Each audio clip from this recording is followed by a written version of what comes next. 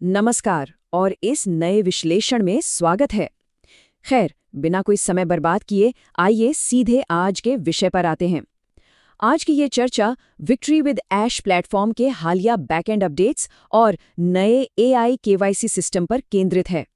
हाल ही में सिस्टम के भीतर काफी सारे नए प्रशासनिक और तकनीकी बदलाव हुए हैं और आज हम उन्हीं को डिकोड करने वाले हैं। देखिए, सिस्टम में किसी की भी स्थिति सुरक्षित रखने के लिए यह समझना बहुत जरूरी है कि बैकएंड पर असल में क्या चल रहा है। तो चलिए सोर्स मटेरियल की गहराई में उतरते हैं। आज की चर्चा का रोड मैप कुछ इस तरह रहेगा।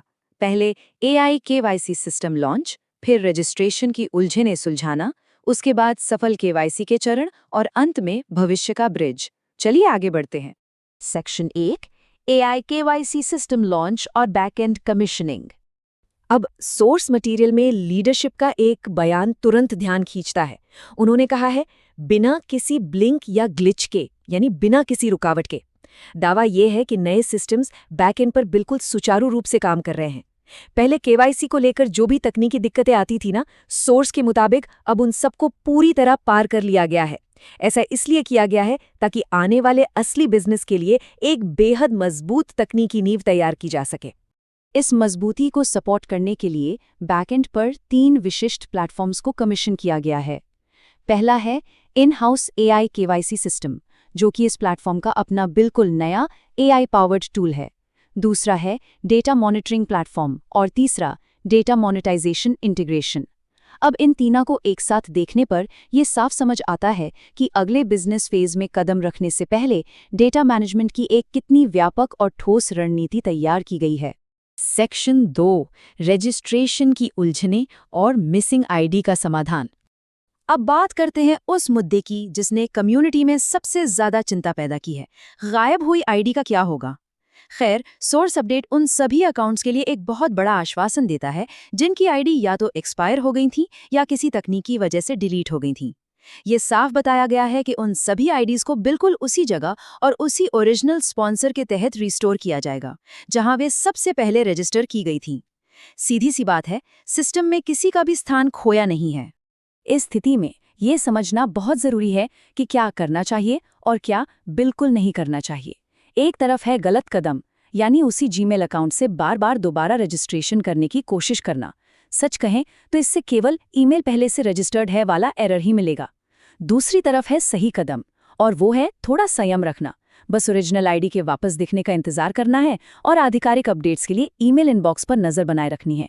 यही इस पूरी स्थिति को संभालने का सबसे सही तरीका है। आगे बढ़ते हैं। सेक्शन 3, सफल केवाईसी की तैयारी के चरण। देखिए, वेरिफिकेशन विंडो खुलने से पहले कुछ खास तैयारियां करने का आग्रह किया गया है। स्टेप 1, एक एकदम साफ पीवीसी आधार या पैन कार्ड तैयार रखना।